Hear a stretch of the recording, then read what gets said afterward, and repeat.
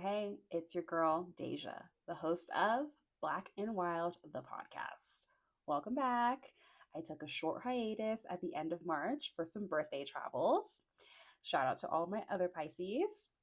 And this month, in the month of April, I'm back with two new episodes featuring two new friends of mine. I noticed that there was a theme that kept coming up in both of these conversations, and that is mental health. In this episode, I chat with my homie, Joseph Bograd, also known as Your Mammoth Agent on social media. Joseph is a realtor, a content creator, and he's somebody who likes to recreate in the seasonal sports that are available to him at any given time. In this conversation, we chat about how Joseph ended up living in Mammoth Lakes, how his upbringing has influenced him, and how all of our yeses have led us to where we are today. If you are somebody who has ever thought, I wonder what younger me would think about where I am today, I think you'll really enjoy this conversation. Well, I hope that you enjoyed this conversation that Joseph and I recorded earlier this winter in his office slash studio. Other than that, let's get into the episode. Joseph, thanks so much for being on the podcast. Thanks for having me. I'm really excited to have you on to get to know your story a little bit better, especially since we're new friends. Yeah. And just from a little bit what you told me, I figured like you would be a really good guest to have on. And I think your story is one that I already feel relate that I can relate to and I feel connected with, and I can imagine that others will feel similarly. So I'll go ahead and let you introduce yourself and anything you'd like to share about yourself that relates to the theme of the podcast. Okay, I appreciate that. Thank you so much. Yeah, it's awesome to know you, and super stoked to be here. And this opportunity means a lot to me. And well, my name is Joseph Bograd. I live here in Mammoth Lakes, California, just like 30 seconds away from you, basically. And I came here actually from Texas after graduated with a finance degree at Texas State University. And I had some friends who were like, let's go snowboard. And I was like, what's snowboarding? And so I wasn't ready to make the commitment to get into like the business field, essentially. So I kind of followed a couple friends out here. They all like immediately left because it was like way too cold and we were just working as lifties and we were living in a car too. And it's after one season? This is like the first like week, basically. Oh my God. I thought you were like one season they were done a week. Wow. Okay, good. Yeah, it happened super fast. And but you know, eventually we did find a house to like go live in, and we made some new friends. Yeah, like everyone left except for just like me and my buddy Roscoe, but then he left after the season. And but it was a great experience. It's pretty boring being a lefty, actually, way more boring than it seems. Wow. And but I stuck around because I got a job at the Double Eagle. And then from there, I got my real estate license, and then I started doing like social media stuff, and that's what I really like to do right now. I like just doing some research and connecting with people, and yeah, I just did whatever it took to stay here because I truly fell in love. Cool. Can you plug your social media and what kind of content are you producing? Cool. Yeah, my handle on Instagram is Your Mammoth Agents because I'm a real estate agent. And I like to post kind of helpful things, everything from just having a better experience in Mammoth to, yeah, maybe a few hikes here and there. And of course, like real estate kind of things that you wouldn't typically just know in Mammoth because it is a particular market. And so, yeah, I hope you find it useful. And that's like my main goal. Personally, as a local, I have found it useful, actually, cool. even as a local. Sweet. So it's been really neat. But there's certain content that I was like, I think, oh yeah, that's definitely for people who don't live here and are coming to visit. But I will say there are some of the things that you've posted that I'm really thankful that you're sharing, especially for people who aren't as familiar with driving in some of the snow conditions or just maintaining their vehicles, especially after a storm. You posted one about making sure that people clear off their cars within a timely manner, and why that's so important. So just little things like that, how to drive in the snow. But I think it's definitely really good information, and I'm glad that someone's putting that out there. So I appreciate you. Thank you so much. I love that. So what made you fall in love with the Eastern Sierra, like Mammoth Lakes? You had lived in June Lake for a little while, but what were the parts of the Eastern Sierra that really drew you to this area and made you want to stick around? Yeah, so in Texas, it's like the land there is something like 96% privately owned. Oh, wow. There's a bunch of ranches and, of course, like cities and neighborhoods. Mm-hmm. But in Mono County, as you know, it's 90-something percent publicly owned. Yeah. And in college, I was always trying to find a cool hike, but you had to drive far and go to like a county funded park and pay money. And it was just a whole ordeal. But coming here, it just felt almost freer. Because you could go on any dirt road, you could sleep on the dirt there if you wanted to for weeks, and it's just so easy to find a really cool hike and be alone in nature. Totally. Yeah. So what do you like to do on your free time? Since it's winter right now, I really enjoy ice skating and snowboarding, my top two things right now. In the summertime, it's mainly hiking at the moment. Awesome. So how did you get into some of these activities? I mean, you mentioned that you would seek out opportunities to go hiking when you were in college, but did you grow up doing that with your family? Would they take you to the outdoors and encourage you to go hiking or do any of these other sports, or did that come about later on? That's a good question. Yeah, so not a bunch. I think my dad a little bit. He would want to take me on a few hikes. I remember being a kid and going out on a couple of them. But then my family moved to Texas, and then it was really tough. And it was South Texas, so it's basically like Mexico, really close to the beach. So we would go to the beach sometimes, but yeah, we would. I can't really remember in high school or anything going on a hike with them per se. And it was also like always super hot and humid, so there's that too. So what made you start thinking about going hiking in college then? Where did that come from? I don't know. I just always thought that like it would be cool to. I always liked being outside, and as a kid, I would like skateboard and be outside, and my friends would play video games, but it wasn't. I never found myself being in front of a screen that much. And so I don't know really where it came from. I just thought I liked it, and I didn't fall in love with it as much until I moved here. And the funny thing is, and the crazy part, how everyone here, when you live here, you're just like a birder, right? Like, do you bird? Yeah. Right. And like, I feel like everyone does it, whether they are intentionally doing it or not. You just naturally start learning the trees, the flora and fauna. It just kind of comes second nature, I think. But did you pick it up here, or I guess when you were in Yosemite, right? Yeah, I definitely picked it up more in Yosemite, but that was like the first place I had lived in the mountains or like, in public lands recreating. So yeah. Like outside of LA, yeah. Outside of LA, exactly. Okay. Yep. And and this is crazy because when I moved here, everyone was like, "Oh, that's a chickadee," and like that's this and that.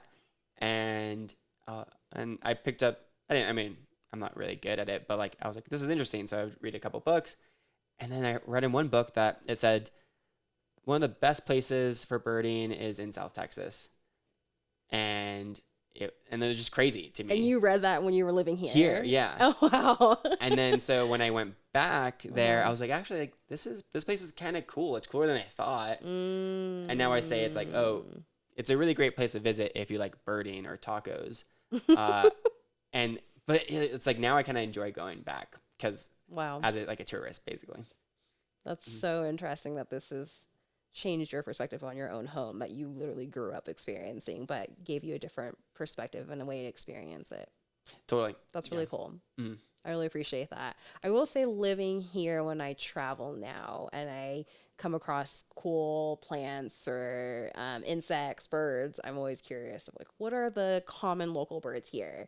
And when I got into birding, a lot of the books say that or a lot of people have even suggested this to me, like learn your backyard birds, learn like the common birds, like you said, the chickadee. Everyone here knows the chickadee because I was like, oh, that's a cheeseburger bird, right? And like you've probably heard that too. That was kind of my gateway of like, okay, I know that one, and then I started recognizing some of the other birds and paying attention to the birds I would see in the seasons. But I'll do that when I'm traveling too. I'm just like, what's the bird I keep seeing in this area? It must be a commonly known bird, and I'll look it up. But I think just living here has given me a different way to view the world no matter where I'm at. But I'm glad it's made you appreciate your home in a different way too. Yeah, and that maybe that is like the thing that's like magical about this area, or just anywhere outside that you appreciate it. And yeah, you can't take that with you anywhere you go. Yeah. You're right. I mean, I think this place encourages and inspires people in general to be present more. And I think that once you've experienced that here, you take that with you. Or at least I'd like to think so. I've heard that from other people, even friends and family who've come to visit who had never been to Mammoth. They've said the same thing. Like, wow, I feel way more connected to this place that I'm in, and I really want to take it all in as much as I can. Whether I'm enjoying the view or I'm listening to the sounds, whatever it is, it's like they're tapping into their senses a little bit more, and that's why I personally appreciate like the outdoors and nature and just being an amateur naturalist, because I feel a lot more connected with the place, but then also brings me a lot of peace and has really been beneficial for my mental health personally. True. But yeah. Yeah, I wonder if it's like the whole thing about like time and impermanence is, and being present might be, for me, I think it's for the seasons, right? Because then it's like, it's winter and you love doing your snow sports, but then you're kind of like, oh, I can't wait till summer, and then you kind of miss summer, but then also like even during the day, the lighting changes so drastically that you're like, it's beautiful right now. It's even more beautiful. And you start appreciating even just like different times of day. Totally. And even the sunsets every day look so different here. I've noticed that, especially, I don't know, maybe because the sun sets a lot earlier, that I pay more attention to the sunsets during the winter. It's something that I've just noticed on my drive, but on my drives home from work, because I'm usually driving home around the sunset in the winter. But yeah, those little things like the lighting and how that affects the landscape and the texture of the mountains, or just the landscape in general of what I'm seeing. There's a lot of variables, but I think you really have to tune in to be able to recognize those little things. Yeah. And I mean, where you came from is like where you grew up, was that more of a small town, would you consider, or more of like a urban space? Yeah, well, where I went to middle school and high school, it's not like urban like LA. I mean, there's still like sugarcane fields and things like that. But I mean, it's urban compared to here, for sure. It's hard not to be urban compared to here. But that's what I was wondering. Like, well, is it similar small town to here or bigger? But the reason why I asked is because when I was a naturalist in Yosemite National Park, like actually a guide, an interpretive guide, I remember reading some stats because I was doing a dark sky program, like a night sky program, where I was focusing more on constellations and stars and helping folks connect with the night sky. And I'll never forget the first time I saw someone tear up because they saw the Milky Way. And I remember they had asked me, because you've seen the Milky Way before, I'm sure, living here. And I remember they asked me, what's that kind of cloudy milkiness in the sky? Is that the Milky? Like literally they said the milkiness. I was like, it's the Milky Way. And I remember them being in such disbelief. They couldn't believe it. Or like, I didn't know you could see the Milky Way. I've heard of it, but I didn't know that was something you actually could see with a naked eye. And it was just amazing, because even though I'm from LA and I know what that night sky can look like, even then at least I'd seen pictures, so I was able to recognize it when I moved to Yosemite and knew it's something that we should be able to see. But due to light pollution, most humans don't have access to those views anymore. But what I was going to say was what I had read in some of my research was that majority of humans now live in or near urban spaces, and so they're experiencing some degree of light pollution, or even if they're getting some of the seeing some of the major constellations like the Big Dipper. It's like those because those stars are a lot brighter. But otherwise, they're not able to see the majority of the full spectrum of the stars that you can see, specifically even here in the Eastern Sierra, because we have such little light pollution. But it's just little things like that that I think people don't realize. And then being away from urban spaces, I think we almost have to remind ourselves of or remember how to check in and be present. Because when you're in an urban space, you're so used to tuning out and like you're hearing all these different sounds, whether it's construction or it's traffic, that you've almost learned to tune certain sounds out and not really be present because you're like, I don't want to hear those sounds, but you hear them all the time. So you're used to kind of just like zoning out. Whereas here, it's the opposite. It's like if you're really going to enjoy your experience, you almost have to try to absorb as much sights and sounds and smells as you can to really take in the full experience, if that makes sense. Yeah, that totally does. And I don't know if you feel this now since you live here. Every time when I go to a city, especially like a U.S. city, I do have like a certain level of stress and like I kind of feel almost on guard. Totally. It's overstimulating for sure. Some of the bigger cities I've been to, like Bangkok and London, it's honestly overwhelming. And I can only do, or even when I go to the Bay Area, my husband's from the Bay Area, or back to LA, I can only be there for a long weekend before it's like, this is too much for me. And I need to see trees. Like, I get on the 395, and as soon as I start seeing those familiar views, I immediately feel so much calmer, and I feel like the stress is alleviated from me. I'm not clenching my jaw as much. Like it's been really wild to feel that difference and to be able to recognize when that shift is occurring just from having those views and seeing less concrete. Yeah. And now I totally get what they say when that saying is like you're in the concrete jungle when you're in these urban spaces, because it really feels like that. Yeah. And it is kind of daunting, honestly, on like I think me physically when I'm in those spaces. Totally. I know. Yeah. And it is kind of funny how like we are so far apart from, you know, what it doesn't seem like that even that long ago when like that was everything before these urban cities and everything. And when we would just look up, well, I guess they say like that was the only form of entertainment at night, right? Yeah. It was like looking up. But it's super tell special. Stories. I mean, that's how the constellations came to be. Right. It's just from everyone seeing similar kind of shapes and then making stories about them. Yeah. Yeah. It's so cool. Well, thanks for going that really side tangent with me. Had nothing to do with you, but I appreciate hearing that you've had similar experiences as I have, especially having lived here for a while now. How long have you lived in Mammoth altogether, or the Eastern Sierra in total? Like, when did you first come out here? It was 2017. Okay. Yeah, so that's when I graduated college. Cool. And came straight out here and thought it would just be like a season, but obviously not. That's what they all say. Yeah, that's what they say. Well, that's cool. I moved to Yosemite first in 2017, in Yosemite National Park, like in the valley. And then I moved to Mammoth in 2019. Oh, no way. Well, technically I did a short, like, month and a half here during the Ferguson fire in 2018. Okay. But then I got bit by the bug. And the funny thing is most people come here first in the winter time and then stay for the summers, whereas I came here first in the summer and then returned for the winter and stayed after that. So I kind of have the opposite experience, but similarly to you, I also thought I'd only be here for like a year or so and experience the full seasons for 1 year and then have my fix and leave. But did you know how to snowboard before you moved here, or did you just get into that while you're living here? Yeah, brand new experience, all of it. Yeah, from like obviously the weather too. I mean, I feel like not a lot of people are in the snow. But yeah, that was a learning curve too, just how to dress for the snow. Right. You got the right stuff. Yeah. Right. Because it makes it way more enjoyable if you have the right gear. Like for warm? Sure. Like warm and dry. Yeah, exactly. But breathable at the same time because you're doing activities. It's a science, for sure. How did you learn that stuff since you didn't grow up with that? It was like it was like online resources or knowing people. Like I remember it's so funny.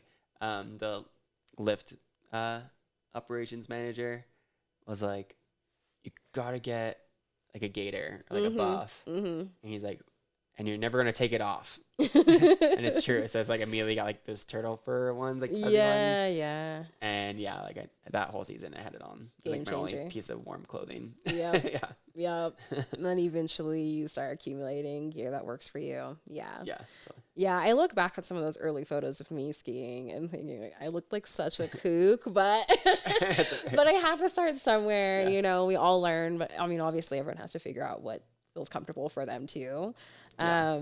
So who taught you how to snowboard then? Did you teach yourself or did you have friends that taught you? That's a good question, because like now going back, I would just recommend to everybody out there, take a lesson, you know, like like just because your friends like may be good, doesn't mean they know how to teach, or even that they even understand what they're doing.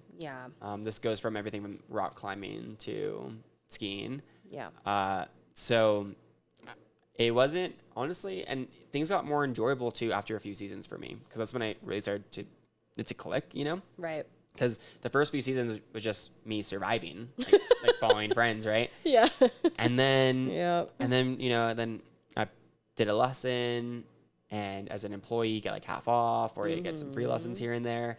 And by the way, like, I feel like almost every local has some type of attachment to the mountain, so they can get a free pass. Totally. And so I host, and that's just the people who greet you when they come in, and or yell at you in the parking lot. That's too. And but yeah, and it was so funny because my second season, actually, I was a snowboard instructor. It was the worst one of them all. No way. That was my way to get my ticket. What? Right? I can't believe they let you be an instructor. I feel like Mammoth's kind of strict on who they allow. Okay. That's why. Makes a lot of sense, okay, right? No offense, but yeah. But it was like I was only with the kids, basically, like the little kids. The super beginners. And it was mostly just drinking hot chocolate, which was nice. And like helping them go get food and corralling them around. Yeah. And babysitting them. Yeah, exactly. And so, and there, I won't forget this. The supervisor, Emily, she was like, "You're not very good," and it's because you're like a rudder. You're like moving your snowboard like a rudder, like pivoting, like a skateboard. Because when I grew up skateboarding, that makes sense. Like, that's how I would switch directions quickly. But snowboarding is mostly your front foot. So she's like, "We're gonna go down a whole run, leaning on your front foot and like almost like buttering when the board kind of like goes up, and kind of one side hovers above the snow and the other side's more on the snow." Oh, so you were actually leaning. Yeah. The board was just like, wow. Yeah. And the whole run, and then it helped, you know. Wow. They say, like, if you really understand snowboarding, you can just snowboard front foot with your back foot off, like not bind it in. Then that's how you really understand, because it's like all front foot, the sport. Wow. And so that's when I was like, okay, like it's all front foot and I suck. And so I started taking more lessons, and there's like a cool lesson with the mountain here. If you're curious about that, but yeah. And that's when I, like, now today it's like I'm better, and I'm like, this is like way more fun when you're competent. Totally. Well, I think what you're touching on too is just learning proper techniques, because one, that's also less of an injury or risk, or you getting in an accident, because you have proper technique, and you're probably carving a lot more as well, and you're just riding more smoothly. I'm learning to snowboard. I think I mentioned this to you earlier. I did kind of teach myself. I took a lesson first, but then I watched a bunch of YouTube videos, and so. But I do watch some videos that show you techniques, but I do think I need someone to watch me, because I am still sliding quite a bit when I'm switching from edge to edge, I guess. I'll slide a bit first and then go onto my edge. So I wonder what I'm doing. Exactly. But I have been trying to like remind myself to lean more into my front foot, my lead foot, or not lead. Yeah. The front, yeah. So anyways, we'll have to talk more about this later. But yeah, totally. Yeah, I think that's awesome that you were an instructor though so early on, because you had like almost free lessons or advice from other instructors that knew what they were doing a lot better and had more experience that could give you tips. I think about that as well. Like, I first learned to ski from my sibling, who was a ski instructor, and they also had just learned that season. So maybe it was kind of the blind leading the blind a little bit. Yeah. But they had learned some pointers, and then in turn, they helped me. And I'm so thankful that they were willing to take that chance to like put themselves out there to learn something new. Because in turn, I benefited from it, and now this has literally changed the trajectory of my life and me living in Mammoth because I always tell people I partially moved here for my husband and the other part was for skiing because I wanted to become a better skier. That's cool. But yeah, I think that community goes a long way and just having those connections, but not being afraid to say yes to opportunities. It sounds like just being like, how can I stay here? How can I make this work? How can I get the skills or like the equipment, whatever it is, to like make it work here and actually enjoy it, if you would agree. Yeah, totally. I think kind of like, yeah, going back to like the lessons part, I was also like early 20s, so I didn't take advantage of it as much as I should have, right? And like just because you can get downhill doesn't mean like like you should just keep doing that. And then what I've learned now is that like you definitely like, well, one, there's like no shortcuts. You just have to put in the miles and the focus. But you could, you know, guess the only shortcut, it really isn't though, is like you get instruction. Yeah. And when you get instruction, then you will see that progress quicker. And yeah, like I said, it just becomes way more fun. Totally. I definitely agree. And with my skiing, I wish I had taken more lessons earlier on because now I fear that I have habits. exactly. I have adapted negative habits or bad habits that it's going to be really hard for me to unlearn them. Right. Whereas my snowboarding, I have taken a few lessons earlier on, and I'm constantly getting advice from friends or other people. And like you said, some people could give you like the wrong advice, but you're inspiring me to make sure maybe I take another lesson before I go too much further with my snowboarding to make sure that I'm developing good techniques in proper form because even with just some of the videos I've watched and I've started to correct little things, it's definitely changed it and made it way more fun because, I'm having a good time and I'm able to get down the mountain without feeling out of control. Yeah. So it goes a long way for sure. That's true. Well, thanks for sharing your background on how you got into snowboarding. I was curious, you know, you said that you didn't grow up with participating in this kind of sport or, you know, living somewhere like Mammoth, like the Eastern Sierra, that's pretty rural and kind of a mountain town. You know, what has this experience been like for you from that transition of coming here fresh out of college? I mean, I can imagine that was probably a little bit of a culture shock. What was that transition like for you? And it sounds like you've had help along the way, but if you had to describe what your experience has been like overall from then to now, what comes to mind? Yeah, I mean, the time has just gone really fast, really. But yeah, maybe I identify as more as like a person who likes doing outdoor sports. And I think it's sick, you know, like these feelings that you get, whether you're like taking a turn on your ice skates and you're like really gripped in, or doing ice carve or like writing powder. Those feelings are like, they are like flow states, but I don't know if you get them like from like playing other like team sports. I think you do, and like you get that rush, but like maybe it's a different feeling when you're on your own and you're like floating down a hill and there's just like snow going every direction, and all you can do is like scream because like that's the only like proper response. You feel like let out the feeling somehow. Yeah, I've been there. You have to let out a whoop or two. Exactly. And that's like a really special experience that like you understand why people stand in line for hours like to get that one run or drive 4 or 5 hours to get like one day in here after a fresh storm. Exactly. Because it's a feeling like none else, and it's like it's probably the closest to like flying other than like paragliding or something, or floating, I guess. So I don't know, like, and I see myself as a person who maybe like wouldn't be able to like live in a big city, like maybe for a little bit, but maybe not forever, because we're so spoiled to be like 5 minutes away from just like untouched nature and being alone there. And it's like after work we can just do that, right? Especially in the summertime. So Yeah, I don't know. Like I'm like in this time of my life too. Like I turned 30 last year, and so like I'm in this time of my life where I'm trying to think if like I'm that different of a person than like 20 years ago. Like I am, but like I don't know. Like I'm just like battling this like I don't know image that, and like I just thought I'd be like a much different person if that made sense, like an adult. But then I'm like, this is a whole nother conversation. But like I even know what an adult was like when I was like 20, you know, or how that would feel, or if there was going to be a change. I just feel like the same person. I'm just older and have experienced a little more. I don't know. Do you have that identity crisis? Yeah. Yeah, I'm definitely in a way different place than I would have ever been able to dream up for myself. I love it though, and I love the experiences I've been able to have by saying yes to something I thought would only be for a summer, like moving to Yosemite. Before I finished college, I was there for one summer, and I honestly almost didn't even want to go back to finish college and I literally had one semester after that summer.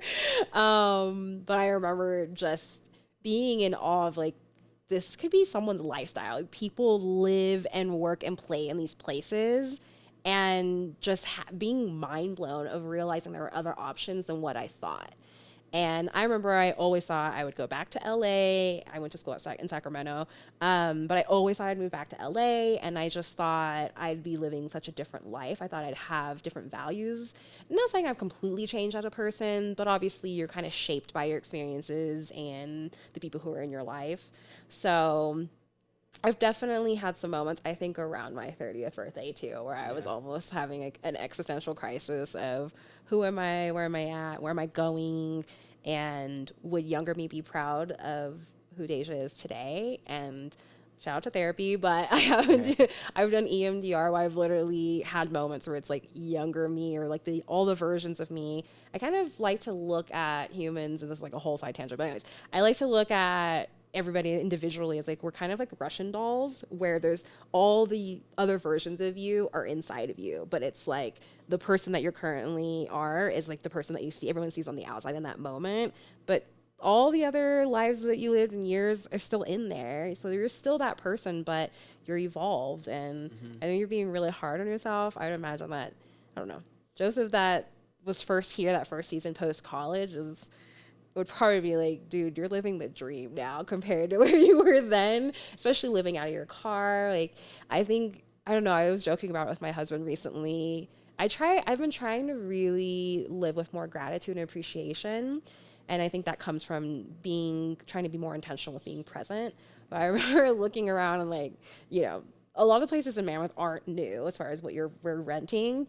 And I was looking around thinking, we used to have roommates and everything. And I remember thinking, gosh, just one day I'd love to have a place to ourselves. We don't need much.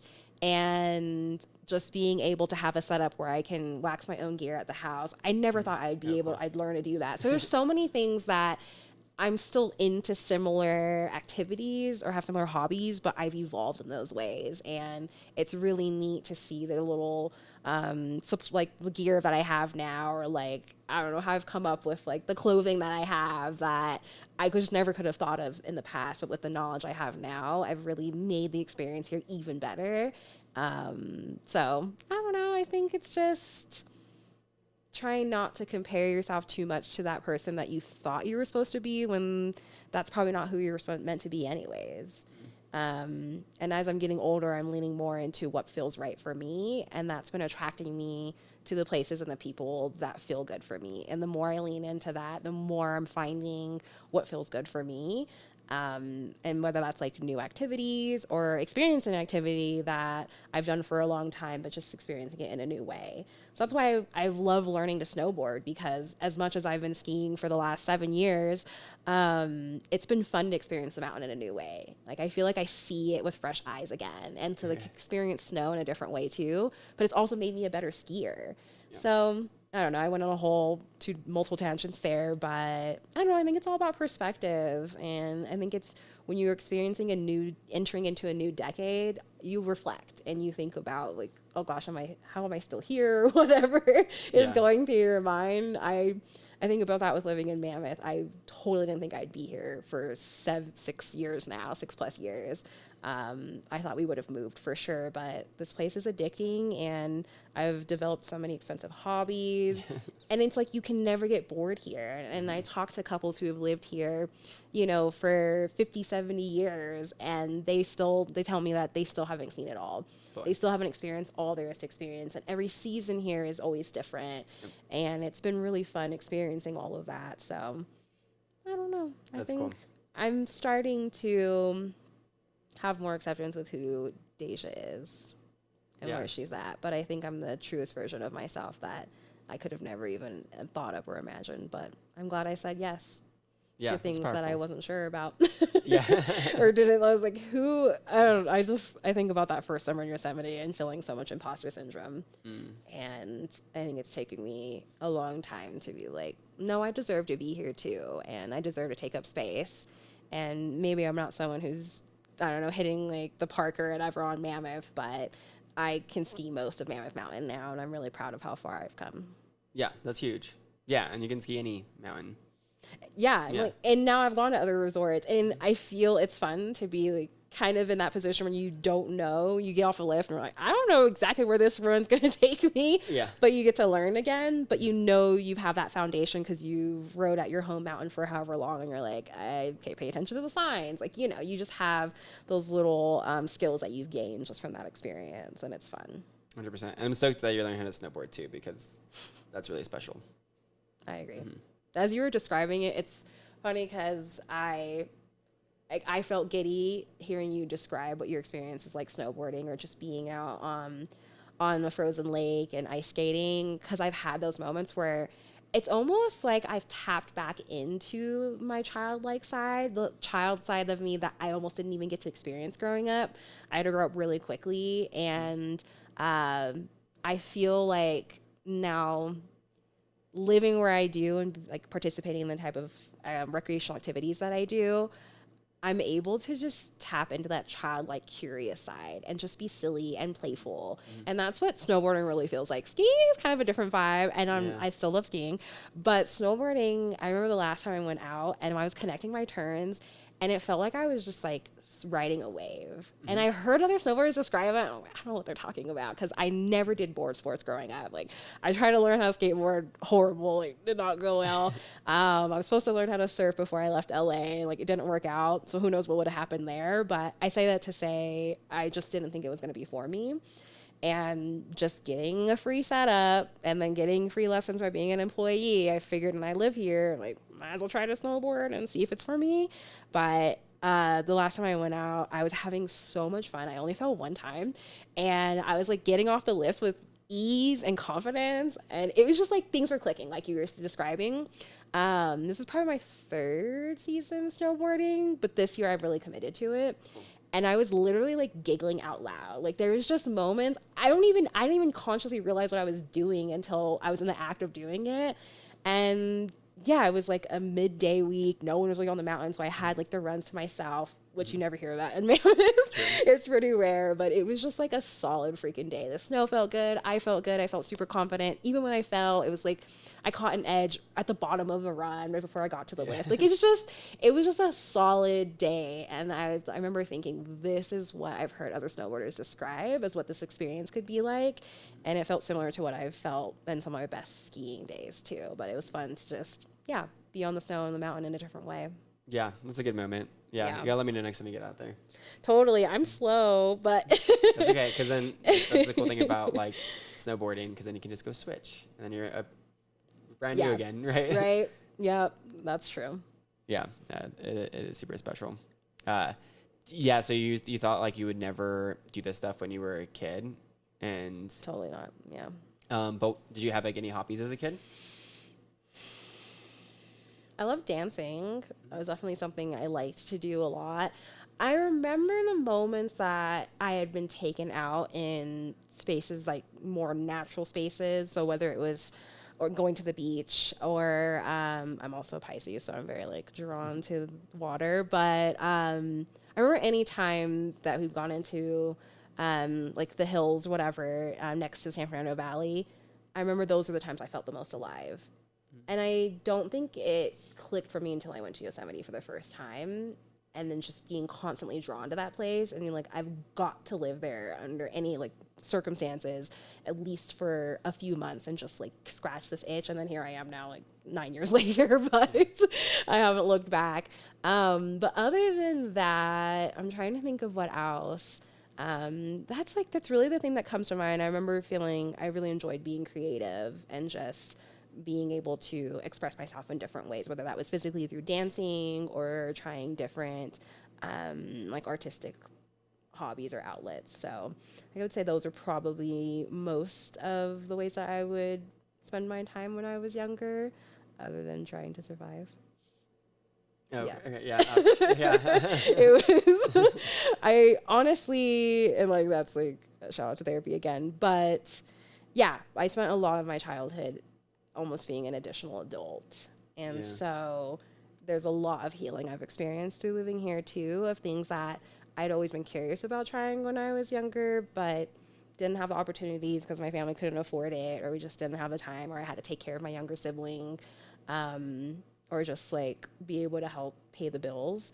And so it's been really like a full circle moment for me, which is partially why I also either don't want to have kids or want to wait to have kids, because I feel like I'm just now getting to play, and I'm in my 30s, almost mid 30s now, which is kind of sad. But I'm almost kind of like being able to do the things I didn't get to do before, and it's been really fulfilling. That's cool. No, you need to do them all. Yeah, or a lot. You know, especially out here, because as we know, it is unlimited. Yeah, but yeah, you need to get out there.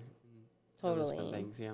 I mean, our backyard's awesome, and it's literally in our backyard, like you said. I mean, within 5 or 10 minutes, you can be on a trail. In the summertime, you can be on a lake. You could be on the mountain on a lift chair. I mean, you could literally be ice skating. Like, there's just so many options year round, and of course, I've accumulated so many expensive hobbies, as it seems like you have as well. But yeah, I really appreciate it. What were some of your hobbies growing up? You said that you liked skateboarding, but is there anything else that like translates from when you were a child to now? I mean, not really, unfortunately. I wish, because I'm always so jealous of all like the kids that are learning how to ski now, because they're going to be skiing until they're like 70, 80. Right. Because we see that here. Yeah. Yeah. And they're like more comfortable skiing than they are walking. Right. Because they It's almost special. are put on the snow as soon as they Yeah. can stand. Yeah. Yeah. Yeah. I'm so jealous. It's Totally. a gift. Yeah. Like those kids, they don't know Yeah. until later for sure. They're like 60 and looking around, and no one else is doing that. So yeah, if you have a kid, like, and you enjoy some of those sports, like I think that's really important. Like, not like I have kids or anything, but having like to share that experience with your child, I think is really important. My dad taught me how to golf, but we would never be like every month we're going to do 9 holes. I wish that would have been cool, but it was more cool. just like, here's a couple Do you moves. golf here at all? No, I mean I've done like once, I think. Okay. Yeah, I don't know. I'm not good. I can just hit it. That's about it. Yeah, I Sometimes. prefer mini golfing personally. That's a great sport. That seems more fun to me, but, because it's just one of the other things that is an option out here. I definitely want to try it. Like mountain biking, I want to do that as well. Just to like, I don't know, living here just makes you. I don't know if you have. It sounds like it's kind of similar bug that's bit you as well, but I just want to try things just because. Yeah. And now I have the opportunities to. You should, and like, well, I think like a lot, because a lot of those sports do kind of transfer, right? There's like biking and skiing. It's both kind of like, like this, I guess, Totally. perspective. And then just the land, right? And like, and that's the funny thing about these sports that we do is like they're not like team sports. They're like, That's true. what would you even call them? Like individual sports? I don't know. I guess so. Yeah, Yeah. you touched on it earlier, and I was thinking, oh, you're right. I didn't do organized or team sports growing up, and I almost wonder if, how that translates to what I'm doing now. But yeah, that is really interesting. I didn't think about it too much before. Yeah, because you're really focused on like, how do you get better? I think it does change in that respect. Because right, if you're like playing frisbee, you're just like trying to be better than the person running after you or running after the frisbee. But if you're snowboarding or skiing, there's like, how do I be better than just yesterday? Right. Maybe sometimes. Yeah. Yeah, I definitely had to learn to stop comparing myself to others and just comparing myself to the person I was the last time that I hiked, or the person I was the last time I skied or snowboarded. And that's been really helpful. I'll look to other people and just kind of see how people are riding. It's kind of fun. Or if I'm backpacking, I'm like, oh, what kind of setup do they have? Like, what pack are they are they using? And I've had some conversations actually with other women in passing. It's like, how much weight are you carrying? Like, what do you have with you? And just kind of like taking tips and tricks of what's worked for us, which has been really fun. That being said, do you feel like that this community was pretty welcoming to you when you first were getting into a lot of the activities that you're into now? Yeah, I think in the beginning, like especially when I was like a lifty, like everyone on the hill at June, they wanted to hook it up in some way, so they would provide a board or boots, and people were nice for sure. Cool. Yeah, I'm trying to think and then for sure when we were living out of our cars, people had the double eagle really nice because that's where we would shower, and They know. They know what's up. they knew, yeah. and then like you weren't the only ones doing it, I'm sure. Using it to shower. It's funny because I've heard other people say that, like kind of joking. Half the people who have gym memberships in the area are just people who need to shower, really? And then they just happen to take advantage of the other accommodations. Yeah, exactly. Yeah, it's a hack. Yeah, that's true. That's cool. I'm glad that you felt that way. Did you ever feel judged for having not done these activities growing up as a kid and just learning it as an adult? Because I've found that there's two different groups. There's people who grew up doing it even if they didn't grow up here, and their families always went on like vacations to towns like this or go on backpacking trips when they were growing up. And then there's other folks who maybe started a lot later, like in college or post college, and obviously like now this has become a part of their lifestyle. But I've just seen that there's definitely that little bit of a contrast. And what was that experience like for you of coming across people who maybe were introduced to these sports earlier than you were? Did you ever feel judged? Yeah, that's interesting because I almost want to touch on something that you said before, like kind of like culture. Because there is like this there's a winter culture, right? And it goes away in the summer. And so for me, like I can't really quite put my finger on it yet, but there is like a huge difference. And like, yeah, like I always like when you were learning, especially like as an adult, like you do want to keep up with your friends and you do judge yourself a lot, and especially, to other people, especially in the beginning. And yeah, like, I think there's like, I think people have pride in like their abilities, whether their parents taught them or they just learned. So when I was like falling all the time, and I think there maybe is like a little bit of self-consciousness for sure. I mean, even today, right, when I'm going switch, it's like a new experience for me, and I don't want to look like I don't know what I'm doing, right? And then, but I think and then you see other people, right, like zoom past you, and they're maybe showing off, or maybe not, maybe just going to the next lift, probably, or they go to the bathroom really badly, and so, but yeah, that's just like all the mental talk that you have in your head, which isn't helpful at all.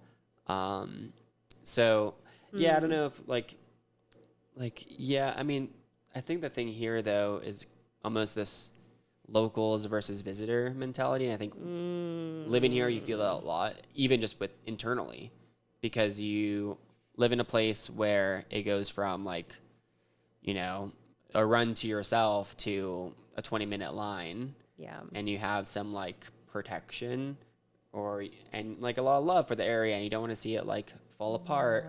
But change is inevitable, and people want to be here. And like, that's the reason kind of why we're here. And, Right. So it's like this hard thing where it's like, how can you be so welcoming when you feel like people don't respect it? But people do. I think when you really like lean into it and you talk to those people, like They love it just as much as we do, and they wish they could live here. Most of them, you know, some people do just come here to party, which isn't great, but they have their place for it too. So, a couple of things that I just wanted to pull out from what you had said is one of them is you're one of the few people I've talked to when I've asked about what your experience has been like here, whether on the podcast or just in conversation with friends, and if you felt welcome, or if the community was, you know, inviting or patient with you being a beginner. And it sounds like a lot of it really does stem from our own like internal dialogue. And it's interesting because I'm starting to realize that a lot more of like, where is this negative self-talk coming from? Like, where am I getting that? And like, of course, there are definitely people, you kind of hear people, you know, when you're in a lift line or just in the lodges, people are kind of like, oh, I just saw this kook, like, they were, you know, whatever, like they fell, what are they doing? And just get out of the way, Jerry, whatever. I've definitely heard that too. And then, of course, I'm sure there's times that we've also as locals been a little frustrated with folks, especially on some of the lower mountain, but I think a lot of it is internalized, and I think a lot of it does come from our own self-doubt, and obviously it's because we want to be better. So I just wanted to say, like, I totally relate to that, and I think that's so valid that maybe not many people even realize where that comes from, that we're putting a lot of the pressure on ourselves, and then maybe when people are saying those things, they're kind of projecting onto other people of things that they also 100%. Kind of internalized or experienced. And thought maybe it's cool because you hear other people talking crap on others or whatever. Exactly. But the other thing too is that there definitely is very much that culture. And as a lifelong naturalist now, I'd like to consider myself, but someone who's worked in outdoor education and interpretation with the general public and with kids' school groups, I try to remind myself that although people are coming here and they may not always be respecting this place or caring for it in the way that I think they should, or, you know, following LNT, a lot of them, I'm realizing, probably just don't even know better. And I think that became really apparent in 2020, you know, during the pandemic where people couldn't really spend time indoors. And so people were coming up here in flocks. I mean, you probably experienced that and saw that a lot as well. Just living here, there was a ton of second homeowners that moved here permanently during that time. And I think a lot of those folks, they're drawn to this place just like we were when we first moved here. And also are making probably similar mistakes that we once made. I think about even when I was hiking, when I first started hiking Yosemite, I'm so guilty of this, and I can't believe I'm admitting it out loud, but I also would just throw like a banana peel on the ground or orange pills and think like, it's biodegradable, it's natural, it's going to be fine. Like, no, it's not okay.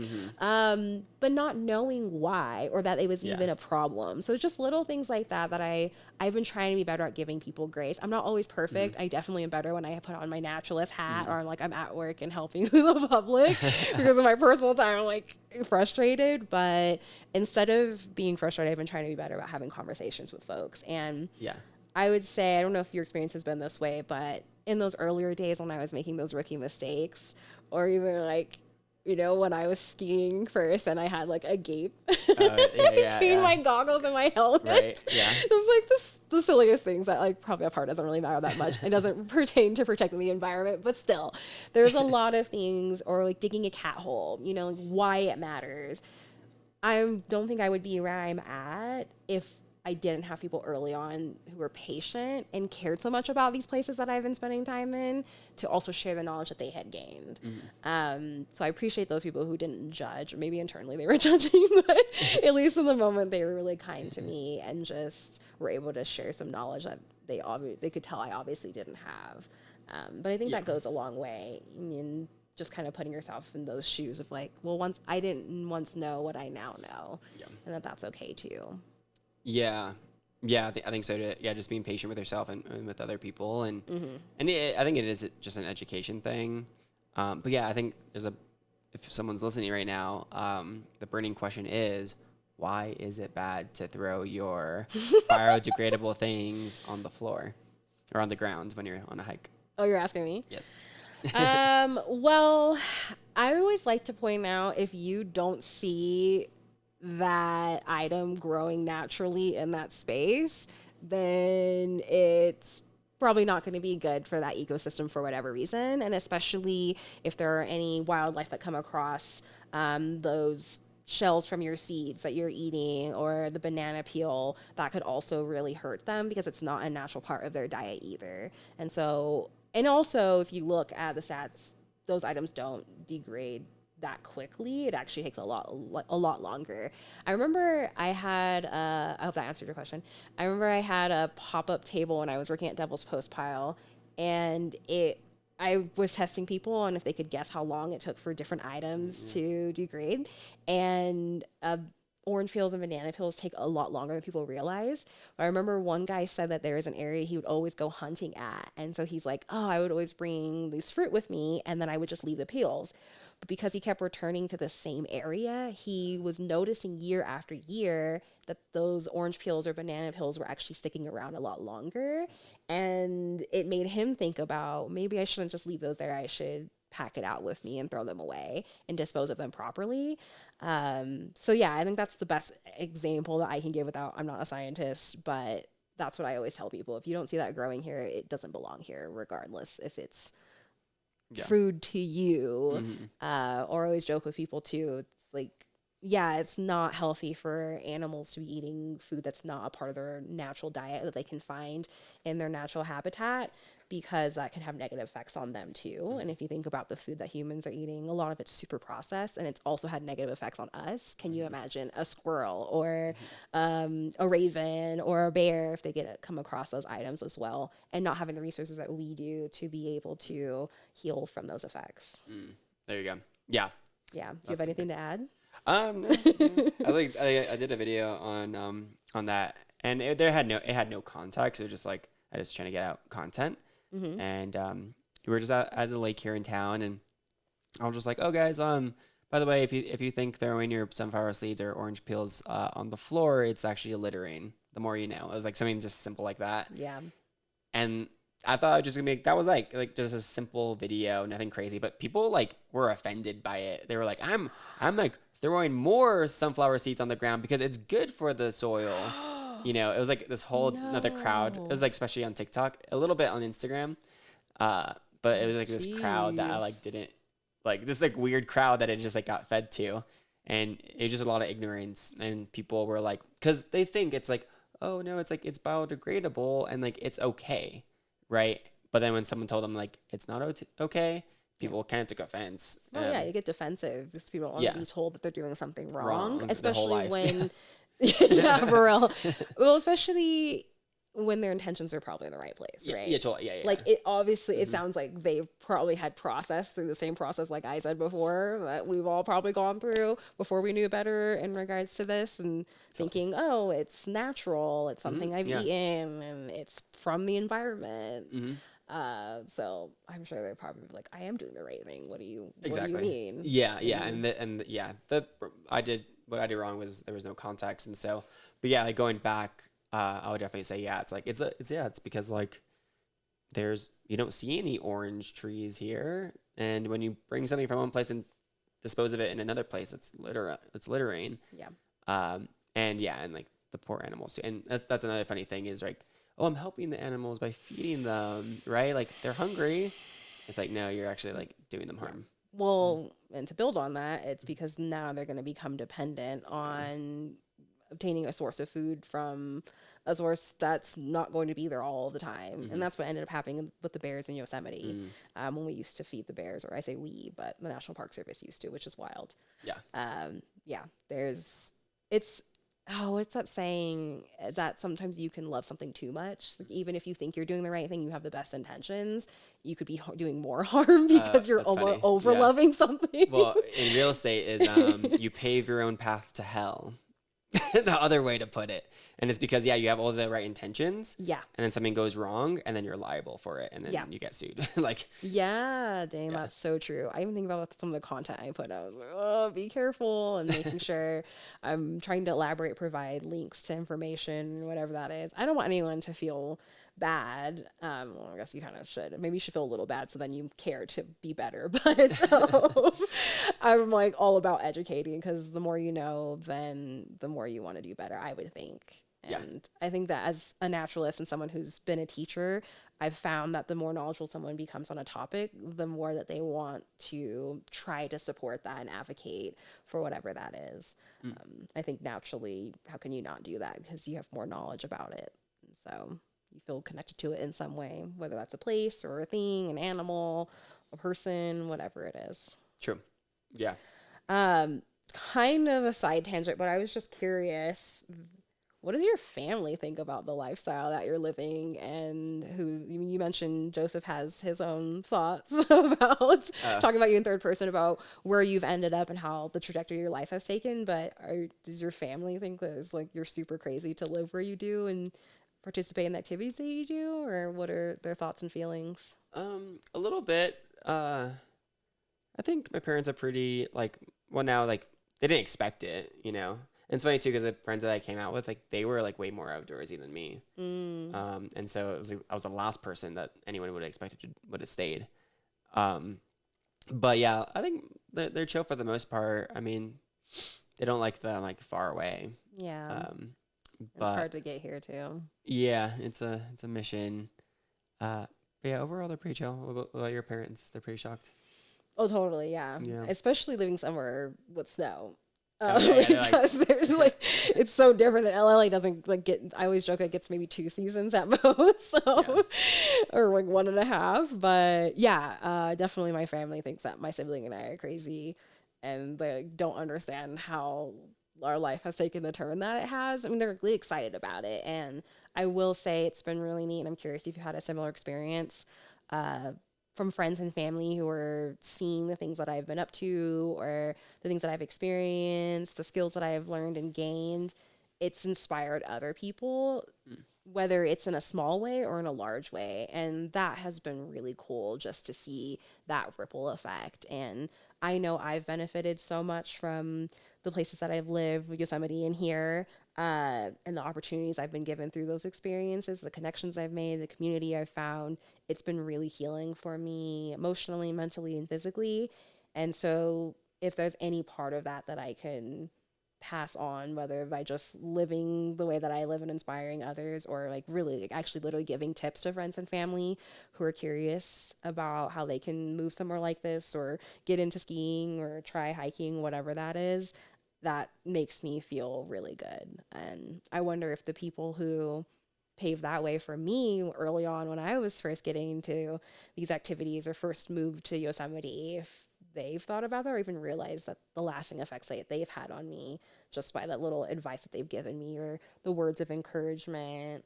Because yeah, first living in Yosemite, everyone's super friendly because everyone's moving from far away from home. So there's so many people that were like, oh, we're going to go climbing. You want to come climbing with us? We're going to go floating down the river. You want to do so many people were so welcoming and inviting. And I just want to be that same person for my friends and family, which is also why I created the podcast, because I want other folks to maybe hear our stories that are too nervous to even attempt it themselves or to admit to their friends and family they want to do something that's so different than how they grew up. But to hear it's okay and it can turn out good too, and it can actually be really healing for you and helpful in a lot of ways. Yeah.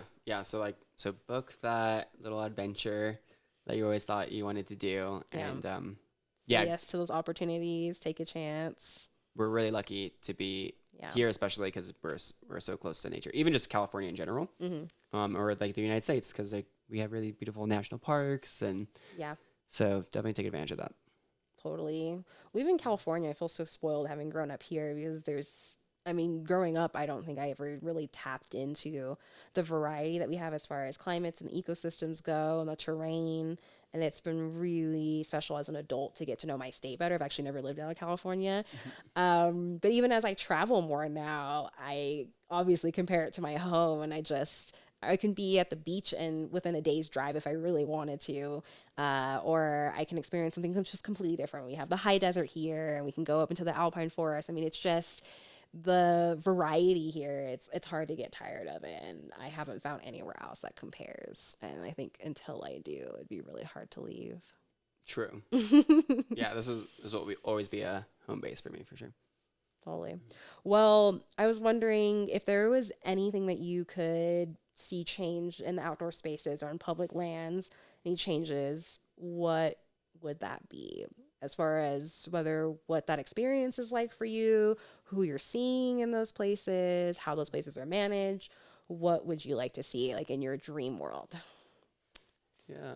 Huh. Yeah, never really thought about that. I think maybe like education, and I think just like that goes, well, one, like as we touched on respecting the place, but then also like to like not be afraid of it either, right? And maybe that will get more people Mm, out there to experience these really beautiful places that like again, our ancestors uh that was like their thing. I don't know if like right if they ever like would see like clouds rest. Some did for sure, but not all of them were that lucky. Um, but yeah, I think like just being knowledgeable about like where you're going, doing a little like the most basic form of research, um, and yeah, just like all the and the outdoors being like more accessible to more people would be really nice because I think mm, that would help a lot. Like you said, like how it's helped us with like yeah. health, and wellness. So I think that would be pretty great. Yeah, I haven't really thought about that question so much, so hopefully that's a decent answer for you.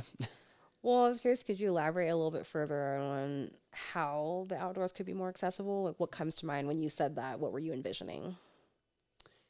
Yeah, because so many people are in these big cities, right? And right there is like research out there that when you're in the city, you're like automatically more stressed out Yeah. because of the sounds and everything going on. Mm-hmm. So I do think that if and there's like the evidence behind it, like the science behind it is like, oh, if you spend 20 minutes out in nature, like it helps like um, your Mm-hmm. stress levels. Mm-hmm. And if you spend, and I heard this thing, I should share this with you, so we can get it right. But I think it takes like a few days with like no phone, no nothing, Oh, for wow. us to like have like a reset. Um, I totally feel after backpacking. yeah, yeah, it's like a big deal. And Yeah. so yeah, like it would be cool Wow. because I guess in being in LA, it's like you need a car, right, to like get any place foresty or to the mountains. Mm-hmm. So um, I just that's like another issue. That's just like public transportation in the United States. It's like we barely have any. Yeah. So that would be really cool if like yeah maybe in LA like we could take a bus and it would take you out and it wouldn't be Mm-hmm. like hours. It would just be like maybe 1 hour.